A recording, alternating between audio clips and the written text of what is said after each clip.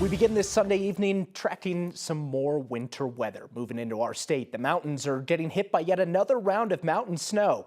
Any kind of travel up to the high country is extremely slick and dangerous as skiers get ready to wrap up that holiday weekend. Everyone's coming back down to Denver. Here in town, we stayed dry. Turned out to be actually quite a beautiful day.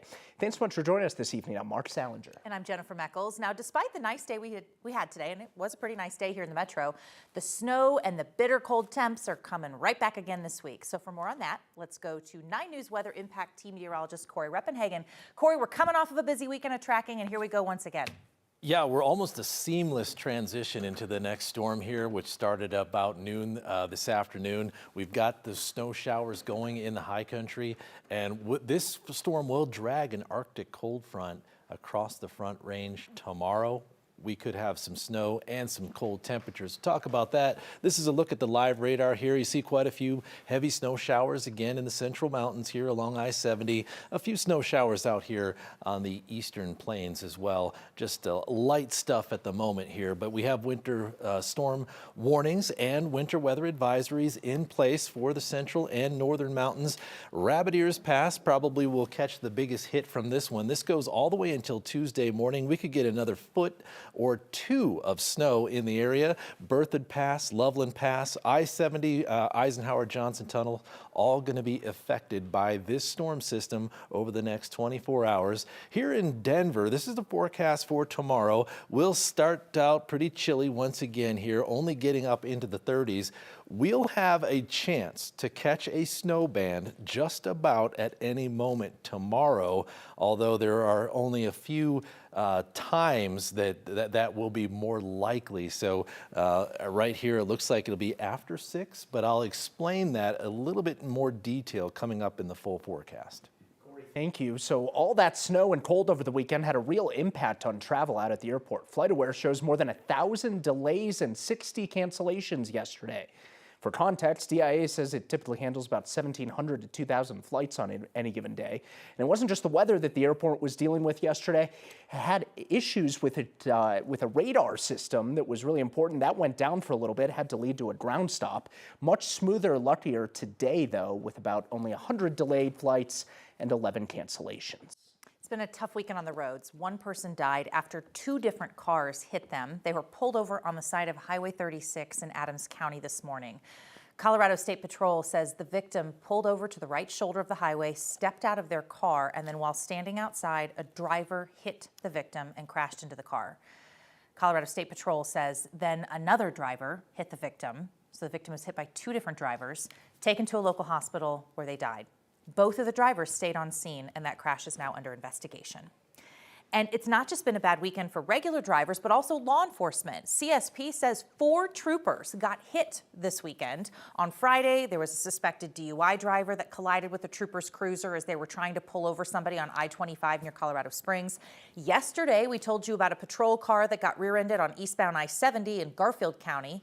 Early this morning, another trooper was route responding to a call, setting up traffic cones when a semi car, hit their patrol car.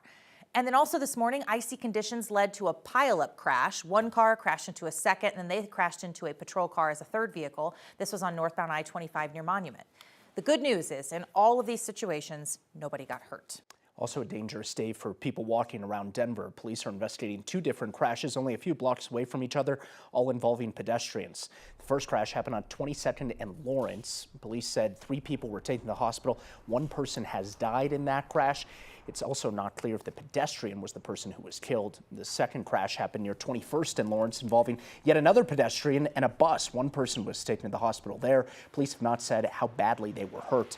Denver police says the crashes are not related.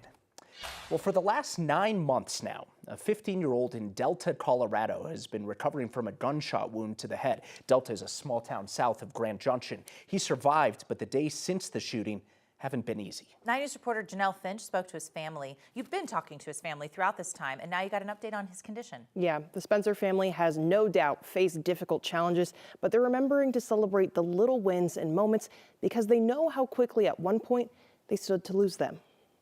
When coming so close to losing everything, Brian and Kaylee Spencer absolutely refused to waste a moment without their son, Kason. Our time with him is so precious now, and we could not be doing anything. I know that now I'm not gonna take it for granted. Delta police say the 15-year-old was shot in the back of the head while hanging out in an RV with friends in May. The police report says the shooter was a 15-year-old girl. The Spencers say she was a family friend of 3 years. It's hard for him to comprehend. I mean, for anybody, it would be hard to comprehend, like somebody you know for so long. It's going to take a while for Kason to trust anybody for a long time. Since last summer, Brian and Kaylee say Kason's had multiple surgeries at the Primary Children's Hospital in Salt Lake City, Utah. But their most recent visit showed progress and promise. Last walk with his helmet on in the hospital. He's up and moving around, took a shower, and we got him raising canes. A weight had been lifted off his shoulders. He was like glowing. The Spencers say doctors told them the bullet fragmented part of his skull and he would need an implant. This entire area of his head. Brian and Kaylee celebrated a successful surgery with the people who first took care of Kason, but say it's bittersweet. We shouldn't be here in the first place, and it just a lot of mixed emotions being back here again, a lot. Here and wasting no time, looking forward at a life spent together. This is the beginning to his future, so he can start being a normal kid, riding a bike, playing sports, or limited but still being able to do what he loves to do. The suspected shooter was charged with second-degree assault and reckless endangerment. The Spencers say she entered a guilty plea and is set to be sentenced soon. The family says they want both accountability and justice for their son, but look forward to putting all of this behind them. Janelle Finch, 9 News. That's amazing how he's recovering, Janelle. Thank you. One person is dead after police officers responded to a family disturbance in a neighborhood in Colorado Springs last night. The shooting happened just before 5 p.m. at a home near Hancock Avenue and Fillmore Street. Police say 2 family members got out of their home while one stayed inside with that armed suspect. Suspect did not follow the officer's verbal commands to drop the gun and raise the gun towards officers. In response, 2 officers fired at least 1 shot, striking the suspect. Officers began providing immediate medical aid. However, the suspect was pronounced dead on scene. No officers or other family members were hurt in this shooting. The officers who did fire shots are on administrative leave, which is department policy. A FedEx driver got out of their truck just in time, right before that truck burst into flames. This happened in Aurora on Friday afternoon.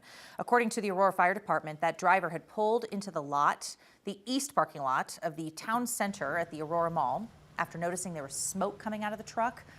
I mean, look at the front half of that truck is completely gone.